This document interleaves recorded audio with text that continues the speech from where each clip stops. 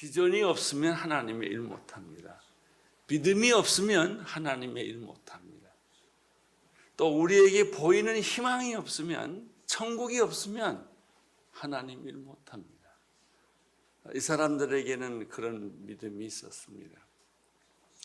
그래서 성을 열심히 쌓았습니다. 뒤돌아보지 않고, 자기 가정 환경 보지 않고, 또 특별히 외부의 세력의 공격에 두려워하지 않고 그들은 열심히 성만 쌓았습니다.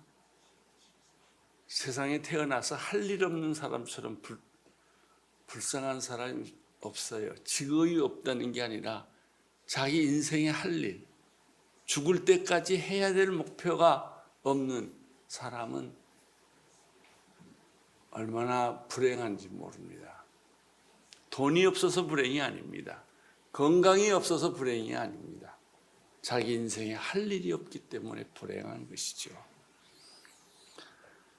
성벽은 계속 쌓아 올라가는 것만큼 외부의 세력의 공격도 심했습니다. 산발랏과 도비아와 그리고 같이 동조하는 사마리아 세력들과 아라비아 사람과 암몬 사람들과 에도 사람들이 계속해서 공격에 고삐를 놓지 않았죠. 여러분, 힘들지만 외부 사람의 공격이 있지만 이 사람들에게 비전과 믿음과 희망이 있었기 때문에 그것을 어렵게 느끼지 않았어요. 사실 인생의 짐이란 늘 어려운 거죠. 여기 어려움 없는 사람 어디 있어요?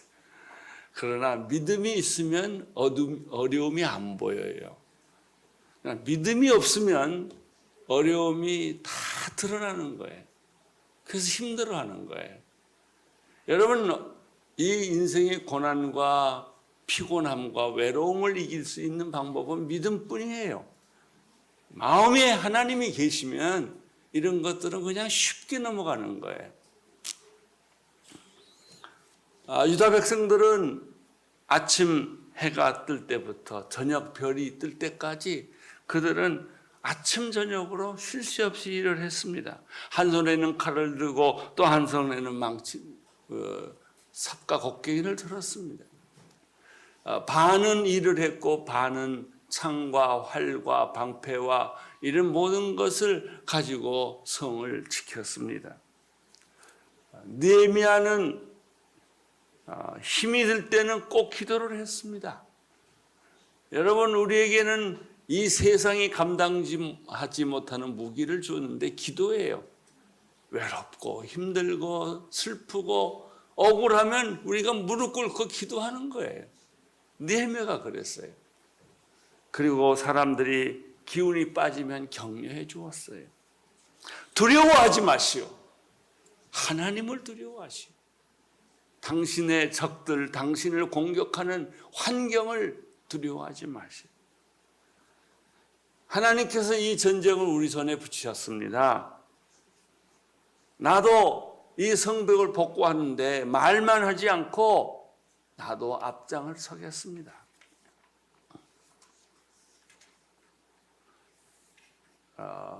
외부 세력의 공격은 공격이 심할수록 믿음도 커지는 법이에요. 그런데 외부 세력의 공격보다 더 심각한 공격은 내부 세력의 원망과 불편입니다.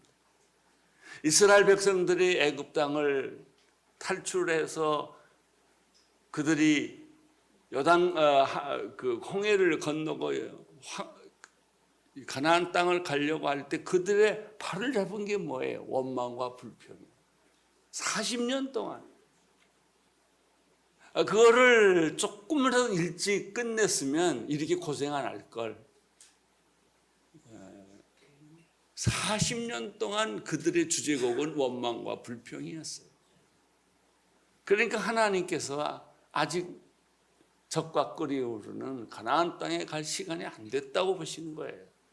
그래서 뺑뺑 돌리는 거예요. 어쩌면 여러분 가운데서도 하나님이 지금 뺑뺑 돌리고 계시는 분이 계세요. 잘 생각해 보세요. 왜 하나님이 그렇게 나를 항상 원점으로 돌려보내줄까? 열심히 했는데 손에 쥐는 건 없고, 열심히 뛰었는데 앞이 안 보이는 거예요. 그게 여러분 마음속에 있는 원망과 불평 때문이죠. 가장 무서운 세력은 외부의 공격이 아니라 내부에서 일어나고 있는 원망과 불평의 소리입니다. 가장 무서운 적은 내 자신입니다. 사탄이 무서운 게 아니에요. 사탄은요, 믿음으로, 기도로, 말씀으로, 성령으로 쫓을 수 있어요. 그런데 나는 내 자신을 못 이기는 거예요. 너무나 우리는 우리 자신에게 후하게 대접해 주고 있어요. 변명하고 있어요. 우리는 우리 자신의 연약함에 대해서 하나님도 이해하시겠지, 이렇게 생각하면서 슬그머니 넘어가는 거예요. 그게 위기예요.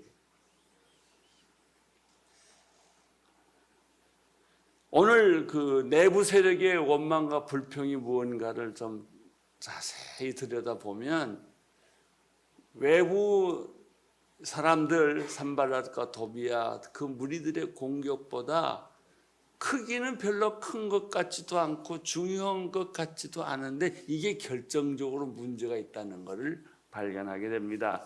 느헤미야 5장 1절부터 5절까지 보겠습니다. 시작. 그때 백성들과 그 아내들 사이에 그들의 유대 형제들 원망하는 소리가 있었습니다. 어떤 사람은 우리에게 자녀가 많다, 우리 자신을 비롯해서 많은 식구가 먹고 살기 위해서는 곡식을 얻어야 한다라고 말했습니다. 또 어떤 사람은 우리는 기근 동안 곡식을 얻기 위해 우리 밭과 우리의 포도원과 우리 집을 저당 잡혔다고 말했습니다.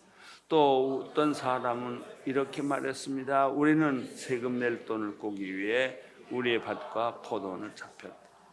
우리는 우리 친척들과 한 몸이요 한 핏줄이다. 보라, 우리가 자식들은 그들의 자식이나 다름없는데 우리가 우리 자녀들을 종으로 내주게 됐다. 우리 딸 가운데 일부는 이미 종으로 팔렸고 우리의 밭과 포도원이 남은 것이 되었으니 남의 것이 되었으니 우리는 그들의 속량할 힘이 없다. 있을 수 있는 일이에요. 그리고 이 일은 느헤미야 시대만 있는 게 아니라 지금도 그런 일들이 주변에 얼마든지 볼 수 있는 일이에요. 한국에도 있고요, 일본에도 있고 그래요.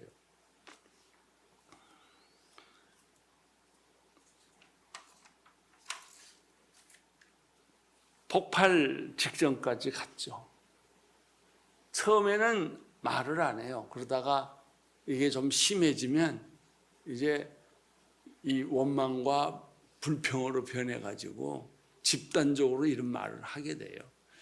1절에 보면 재밌는 게요, 그 백성들이 아내와 다투기 시작했다 그렇게 됐습니다. 이게 무슨 말일까요? 살림은 아내가 하거든요. 애들을 밥을 먹일 사람은 아내예요. 남편은 나가서 남자는 비전으로 살고 부인은 현실 속에 사는 거예요. 이제 그러니까 이제 아내들이 남편한테 오늘 쌀 떨어졌어, 아들 오늘 밥 먹일 게 없어, 이제 이런 말을 했겠죠. 그랬더니 이제 남편들이 지금 어느 때인데 그런 말을 하시오? 굶고 삶아야지. 지금 우리가 성묘를 짓고 하나님의 일을 하는데 그 말이 틀린 것도 아니고 부인의 말이 틀린 것도 아니에요. 그러니까 부인은 현실이니까 이제 자꾸 남편한테 그런 말을 할 수밖에 없는 거예요. 그러니까 이제 부부 싸움이 이제 생긴 게 됐단 말이죠.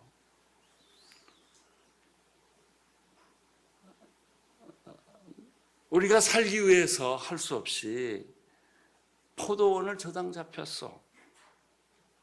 세금을 내기 위해서도 할 수 없이 저당을 잡혔어. 이 성벽 완성하는 시간이 52일이거든요. 남자들이 52일 동안 돈을 안 벌었단 말이에요. 쌀 문제를 해결 안 해준 거예요. 그리고 부인에게 알아서 하라고 말한 거예요. 이게 부인은 참다 견디다 못해 이제 얘기를 한 거죠. 그러니까 이것은 남편의 실수도 아니고 부인의 실수도 아니고 하나의 상황이에요. 근데 이 사람들의 얘기를 좀 더 자세히 이렇게 하는 소리를 들어보면 사실 히브리인들은 이방인들에게 돈을 빌려주고 이자를 받는 것까지는 괜찮은데 같은 동족끼리는 히브리 사람과 히브리 사람, 유대인과 유대인에는 돈을 빌려주는 건 괜찮은데 이자를 못 받게 돼 있어요. 그럼 율법에 저촉되는 얘기예요. 엄격하게 이걸 금하고 있죠. 출애굽기와 레위기와 신명기에 이제 그 말씀들이 나와요. 너무나 이제 생활이 어려워지니까 돈 좀 있는 사람들과 돈 없는 사람 사이에 이제 간격이 생긴 거죠. 그리고 돈 빌려주긴 주는데 이자를 내라. 저당을 잡혀라. 이제 돈 있는 사람들이 누구예요? 관리들. 또 높은 직책에 있는 사람들에게 상류층에 있는 사람들이겠죠. 그래서 그 평범한 유대인들은 집을 다 뺏고 땅도 뺏고 이자도 받고 이렇게 했단 말이죠. 너무 생활이 어려워 이제 자녀들이 종으로 팔려가게 됐는데 아들이 팔려갈 때는 그래도 괜찮았는데 딸이 팔려가니까 너나 나나 같은 유대인이고 히브리인인데 어떻게 우리한테 이렇게 할 수가 있어. 그리고 종처럼 부리고 이것이 그 백성들의 불만과 원망의 소지였다는 거예요. 그럴 수 있죠. 그렇게 될 수도 있고 그게 어느 나라 얘기냐? 우리나라 얘기예요. 일본 얘기예요. 돈 있는 사람은 살고 돈 없는 사람은 죽는 거죠. 이 얘기를 듣고 느헤미야가 화가 났어요. 왜냐하면 틀린 말이 하나도 없기 때문에. 6절 느헤미야 5장 6절에 보면 그들의 원성과 탄식을 듣고 나는 몹시 화가 났다 이렇게 되어 있습니다. 느헤미야의 반응은 뭐예요? 화났다는 거예요. 화가 나서 그 마음속에 거룩한 분노가 터지기 시작을 합니다. 이 분노에는 두 가지가 있어요. 하나님의 분노와 사람의 분노. 정의라는 것도 인간적인 관점에서 보는 정의가 있고 하나님이 보는 정의가 있어요. 성경에서 말하는 정의는 다 하나님의 관점에서 보는 정의 이야기예요. 예수님께서 성전에서 장사한 무리들을 보고 상을 뒤엎고 채찍을 들어서 휘두르면서 하나님의 집을 장사하는 집으로 만들지 말라라고 말한 거 기억하시죠? 거룩한 분노였죠. 그래요. 하나님이 오직 했으면 노아 홍수를 일으켰겠어요. 하나님이 오직했으면 소돔과 고모라를 유황불로 심판했겠어요. 하나님이 오직했으면 니느웨의 성을 멸한다고 했겠어요. 이게 하나님의 분노예요. 하나님의 분노는 결국 심판이에요. 그런데 여기서 또 한 가지 중요한 것은 이런 얘기를 들을 때 인간적인 분노를 표출하지 않았다는 거예요. 우리는 이런 얘기를 하면 우선 데모를 해요. 소리를 질러요. 빨간 띠를 띄어요. 노사 문제가 다 그런 거죠. 여러분, 노사 문제도 이 노동자들이 의로운 것입니까? 사용주가 의로운 것입니까? 노동자도 의미가 있고 주장하는 사용자도 주장하는 의미가 있어요. 근데 그들이 추구하는 것은 결론이 뭐예요? 돈이에요. 임금 올려달라 이거예요. 노동을 확보시켜 시간을 확보해달라 이런 얘기예요. 그것이 꼭 옳은 것만은 아니에요. 또 틀린 것도 아니에요. 그 문제 가지고 나라를 법 뒤집어 놓는 거예요. 이런 얘기를 듣고 화를 내고 있었지만 성경에 보면은 5장 7절부터 8절에 보면 느헤미야가 곰곰이 생각했다. 중요한 말입니다. 곰곰이 생각했다. 7절 8절 읽어주세요. 시작. 내가 속으로 이것들을 곰곰이 생각하고 나서 귀족들과 관리들을 꾸짖으며 말했습니다. 당신들은 지금 각기 자기 형제들에게 폭리를 취하고 있어. 나는 그들을 책망하기 위해 큰 집회를 열고 그들에게 말했습니다. 우리는 이방 민족 팔려갔던 우리 유다 형제들을 힘닿는 대로 속량해 오지 않았어. 그런데 지금 당신들의 여러분의 형제를 팔고 있단 말이요. 그들은 할 말이 없어 침묵했습니다. 느헤미야는 화가 났지만 곰곰이 생각했다라는 뜻은 기도했다라는 거죠. 이게 하나님께 물어본 거예요. 이걸 내가 어떻게 처리를 했으면 좋겠습니까? 결론이 났어요. 이건 유다 백성들이 잘못한 거 아니다. 그건 관리들과 귀족들이, 언제나 어느 사회에는 귀족 사회들이 있고 또 어느 사회든지 관직이라는 게 있어요. 뭐 시장도 있고 뭐 도지사도 있고 장관도 있고 뭐 다 이런 관료 직업들이 있는 거죠. 이 사람들이 착취를 했기 때문에 자기 직업을 이용해서 권력을 이용해서 했기 때문에 느헤미야는 판단이 쓴 거예요. 이거는 백성들을 야단칠 얘기가 아니라 이 귀족들, 그다음에 관리들을 야단칠 얘기다. 그리고 기도하고 준비를 했어요. 여러분, 기도하고 준비된 얘기는요, 반항 안 합니다. 말 듣습니다. 하나님 말처럼 들어요. 교회도 결국은 싸우는 걸 가만 보면 그 뒤에 돈이 있어요. 그리고 왜 교인들이 싸우냐? 영적 권위를 잃어버렸기 때문에. 이게 하나님의 음성이라고 들렸으면 안 싸워요. 잘못했습니다. 이렇게 말하지 대들지 않아요.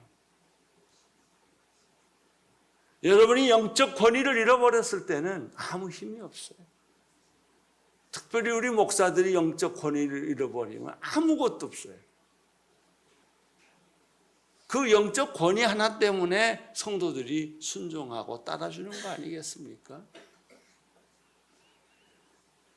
곰곰이 생각한 후에 귀족들과 관리들을 불러서 이렇게 꾸짖었어요. 당신들이 지금 각기 자기 형제에게 폭리를 취하고 있어.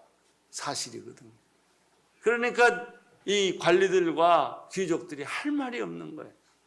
해서는 안 되는 짓을 했거든요. 율법에 금하는 일을 했거든요.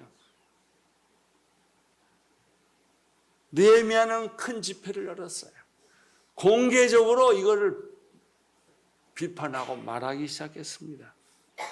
우리는 이방 민족들에 팔려갔던 우리 유다 형제들을 힘닿는 대로 속량해 오지 않았소. 이스라엘 백성들이 바벨론 포도에 잡혀서 있었을 때 우리는 우리 집에 있는 모든 걸 다 돈을 모아가지고 옛날에 금 몹듯이 모아가지고 그래가지고 우리 형제들을 구해왔어. 그런데 지금 당신들은 바벨론이 하는 짓을 그대로 하고 있어. 느헤미야가 화가 난 것은 서민이 아니라 귀족들이었어. 폭리를 취하고 있다는 거예요. 자기 직책을 이용해서 기득권을 사용해서 그리고 역사를 다시 한번 돌이켜본 거예요. 우리가 바벨론 포로 당했을 때 얼마나 그런 심각한 문제가 있었어. 요즘도 전 세계에 흩어져 있는 디아스포라 유태인들을 이스라엘로 데려오기 위해서 러시아에서 뭐 곳곳에서 비행기표가 없어서.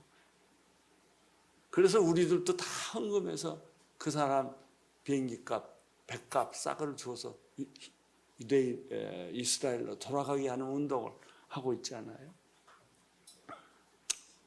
종으로 팔고 있다. 특별히 내 자식이나 내 자식이나 다 하나님의 이스라엘 백성인데 너는 어떻게 주인이 됐고 너는 어떻게 상전이 됐고 너는 어떻게 우리를 종으로 부려먹는 현실이 됐느냐 하는 거죠.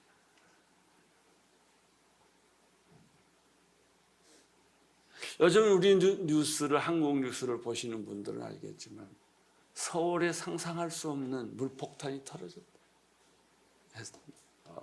그래서 광화문 일대가 물바다가 되고 낮은 지역에 사는 사람은 다 가난한 사람들, 부자들은 다 높은 데서 살아요. 그러니까 당하는 사람들은 서민만 당하는 거예요. 영세업자들, 겨우 입에 풀칠하고 사는 사람들이 그냥 물로 그냥 다 나라가 엉망이 됐으니까 그 사람들이 지금 속이 부글부글 할 거예요. 서민 경제를 죽이는 일이 많아요. 제일 나쁜 게 고리대금이에요. 돈으로 돈을 빌려주는 거. 그래서 사채업자들은 돈을 빌려주고 뭐 30%, 40%, 50% 이자를 받잖아요. 그래서 원금은 고사하고 이자 때문에 결국은 살인을 하고 그 집안을 몰살시키고 그런 악한 무리들이 얼마나 많이 있어요. 그 당하는 사람이 오직했으면 자살했겠어요.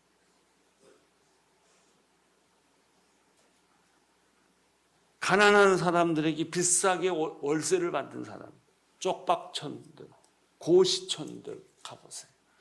창녀촌, 섹스를 팔아서 돈을 버는 그런 사람들이 또 있어요. 일용직 근로자들, 실직자들, 이들의 마음은, 이들의 생각은 자기 힘으로는 이걸 벗어날 길이 없는 거예요. 이 책임이 누구에게 있어요? 상류층에 있다. 돈 있는 사람들에게 이 책임이 있다고 오늘 느헤미야는 지적을 하는 거예요. 근데 이거 지적하기 쉽지 않아요. 권력을 유지하는 건 돈이거든요. 그 사람들을 보호해 주지 않으면 돈이 없거든요. 그런 악순환이 계속되는 거죠. 그러나 느헤미야는 이런 정치적 현실을 알면서도 자기 정치 생명을 내놓고 이야기하기 시작하는 거예요. 5장 9절 시작. 그래서 내가 계속 말했습니다. 당신들이 하는 일은 옳지 못하오. 이제 여러분이 이방 민족들의 비방을 피하기 위해서라도 우리 하나님을 경외하고 살지 않게. 여기 재밌는 게 있어요. 가난한 자에게 눈물을 빼지 않게 하는 것이 하나님의 정의를 실현하는 거다. 하나님을 경외하는 삶이란 게 뭐예요? 기도 많이 하고 헌금 많이 하고 이게 하나님을 경외하는 삶이냐? 아니에요. 내 주변에 가난한 자들, 억울한 사람들, 병든 사람들을 도와주는 것이 하나님을 경외하는 삶이라는 거예요. 출애굽기 22장 25절에 보면 이런 말씀이 있어요. 시작. 내가 내 곁에 있는 가난한 내 백성 가운데 누구에게 돈을 받고 꿔주었으면 너는 그에게 빚쟁이가 되지 말고 이자도 받지 말라고. 레위기 25장 35절부터 38절에 내가 읽겠습니다. 내 형제가 가난해져서 내 가운데 먹고 살기가 어렵다면 너는 그를 먹여 살려야 한다. 나그네와 임시 거주자가 내 환대를 받으며 함께 거하듯이 그는 너희와 함께 살아야 한다. 가난한 사람을 외면하지 말라는, 같이 먹고 살아야 된다는 거죠. 제가 한 번은 이스라엘 여행을 처음으로 한 적이 있어요. 그때 우리 가이드가 누구였냐면 영국계 유태인이었어요. 아주 똑똑하게 생긴 청년이었는데 이 사람이 이제 우리를 가이드를 해주는 거예요. 나는 여행을 하면서 그 청년에게 감동을 받았어. 그 청년이 하는 말이 세계에서 아마 유태인이 세금을 제일 많이 낼 거라는 거예요. 더 내야 됩니다. 나라를 위해서. 이런 얘기를 하더라고요. 여러분 이제 해외여행에 보면 알지만은 아주 가난하게 생긴 애들이 수십 명씩 떼를 지어 다니면서 옷자락 붙잡고 $1 이게 졸라요. 근데 우리는 유태인인지 팔레스타인인지 구분을 못해요. 근데 그 사람이 가만히 옆에 있더니 하는 말이 저거는 유태인이 아닙니다. 그래요. 나한테. 그 사람은 누구냐? 다 아랍 사람들입니다. 어떻게 그런 일이 생기냐? 그랬더니 유태인은 거지가 없습니다. 유태인 사회에는 거지를 용납을 안 한대요. 다 주변에서 먹여 살린대요. 하나님에게 복받는 민족이 됐구나. 제가 그걸 알았어요. 그 사회에 핸디캡이나 거지가 있으면 돈 좀 있는 사람들이 어떻게 해서든 먹여 살려서 굶게 안 한다는 거예요. 기대 유태인의 자존심이라는 건 보통이 아닙니다.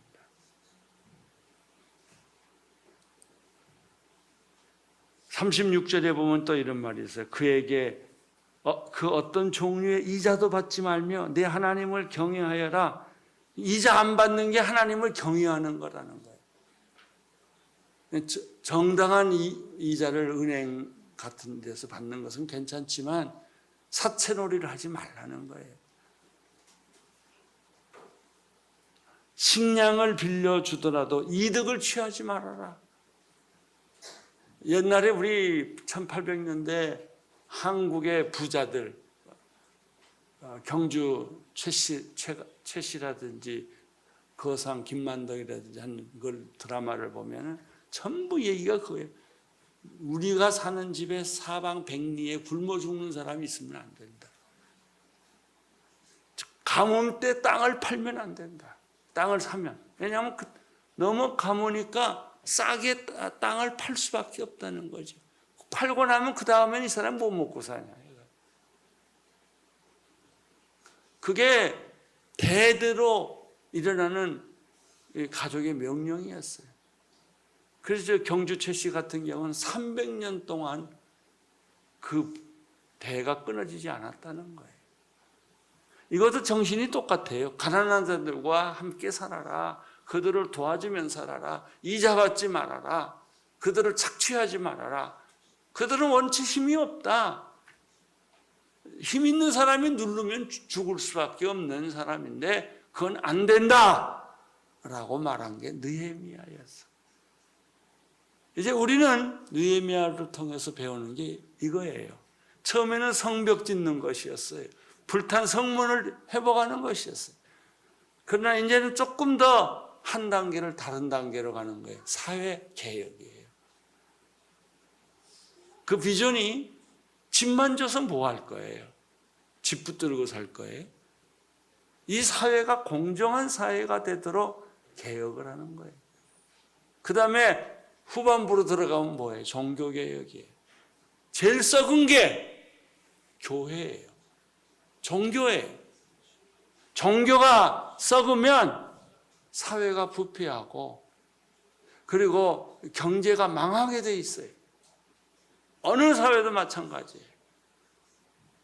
다시 살아나는 방법은 교회가 정직해지는 거예요. 교회가 정의를 행하는 거예요. 가난한 자고 불행한 자들을 돌보는 일을 교회가 해야 된단 말이죠. 이게 하나님의 정의예요. 너는 그들에게 돈을 빌려주더라도 이자를 받지 말며 식량을 빌려주더라도 이득을 취하지 말라.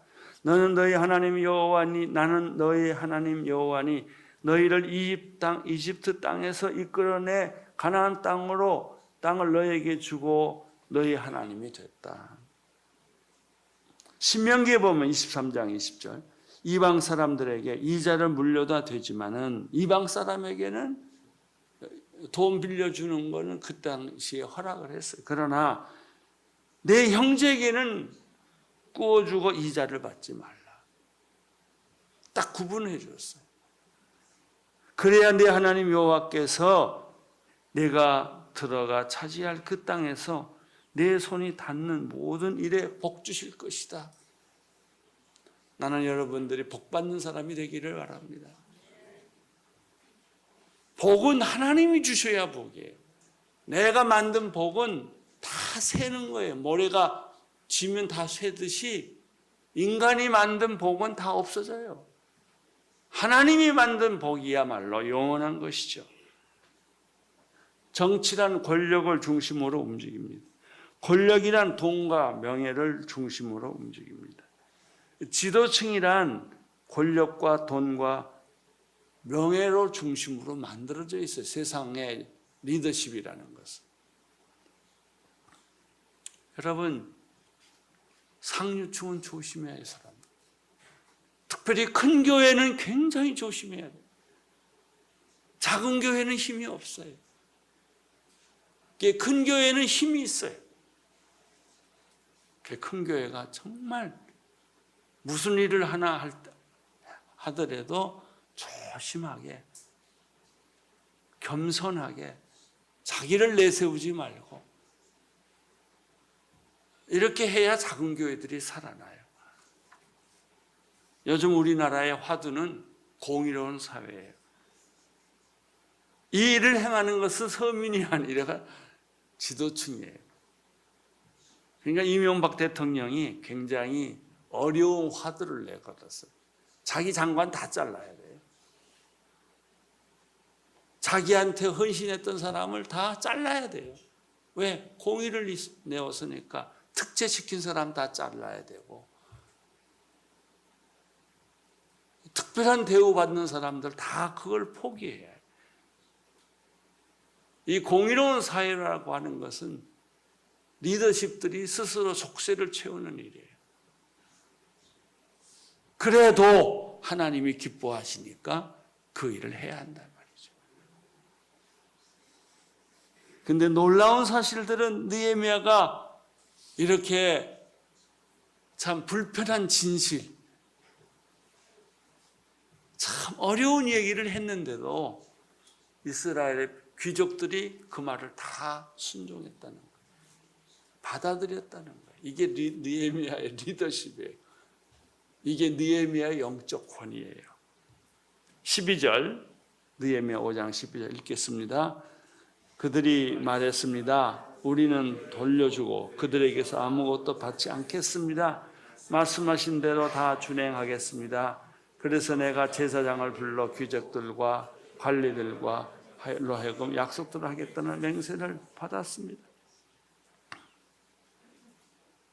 이것이 영적 리더십의 핵심 가치입니다. 13절 읽어주십시오. 시작. 나는 또 내 주머니를 털어 보이면서 말했습니다. 이 약속을 지키지 않는 사람은 하나님께서 이런 식으로 그 집의 재산과 털어버릴 것이요 그런 사람은 털리고 털려서 마침내 빈 털터리가 될 것이요. 이 말의 회종은 아멘 하고 여호와를 찬양했습니다. 그 다음 백성들은 이 약속을 이어했습니다. 자기 주머니를 털어보이면서 너의 돈은 다 없어질 거다. 너의 부는 다 없어질 것이다. 하나님이 그렇게 만들 것이다. 빈 털터리가 되게 만들 것이다. 그러나 가난한 자를 돕고 병든 자를 돕고 약자들을 도와주는 사람은 이상하게 세월이 흘러갈수록 부유해질 것이다. 느헤미야의 리더십은 기도의 리더십이요 비전의 리더십이요 설선수범의 리더십이요 겸손의 리더십이었다는 것을 여기서 우리는 발견하게 되죠. 리더가 이렇게 하면 어떻게 돼요? 그 따르는 사람이 팔로우십들이 순종하고 이렇게 정말 진심으로 지도자를 존경하는 리더십, 그 팔로우십이 생겨요. 그 팔로우십이 안 생기면 리더십은 아무 의미가 없는 거예요. 느헤미야는 자기 얘기를 합니다. 14절 시작. 나는 유대 땅 총독으로 임명되던 해 곧 아닥사스다 왕 20년부터 32년까지 12년 동안 총독으로 있었지만 나의 내 형제들은 총독의 몫으로 나오는 녹을 먹지 않았습니다. 12년 동안 권력의 중심에 있었어요. 그런데 월급을 안 받았어요. 쉽지 않는 일이에요. 저도 트리니티 신학교 총장이 됐을 때 학교가 어려워서 총장 월급을 주길래 안 받았어요.